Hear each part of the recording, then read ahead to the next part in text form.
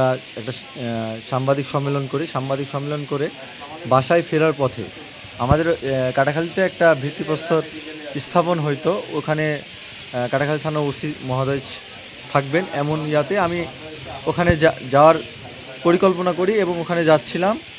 সে সময় সিএমবি থেকেই আমাদেরকে 4টা মোটরসাইকেল সবাই হেলমেট পরা আমাদেরকে ফলো করছিল।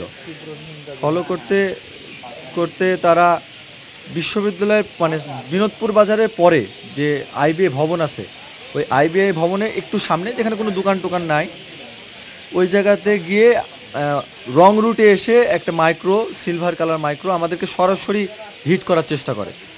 আমরা ওখানে মানে পড়ে যাই, সবাই পড়ে যায় ওখান থেকে। মানে এমন একটা অবস্থা হয়েছিল যে আরেকটু হইলে আমাদের আরেকজন সহযোদ্ধা ছিল মোহাম্মদ বাড়ি, রেলিংয়ের সাথে মাথা লাগতো। সে অবস্থাতে মাইক্রোটে ওখান থেকে পালিয়ে যায় এবং 4টি মোটরসাইকেল মানে ওই অবস্থায় দেখে আবার ওখান থেকে ইউটার্ন নেয়, কিন্তু সবার ঘাড়ে ব্যাগ ছিল। রাস্তাতে যাওয়ার পথে আমরা যে পাশ দিয়ে যাচ্ছিলাম সে পাশ দিয়ে আমাদেরকে ফলো করছিল। সোহান ভাই একবার বলল যে ভাই এরাও কি আমাদের সাথে যাচ্ছে কিনা, তা বললাম না, আমরা 3জনই যাচ্ছি।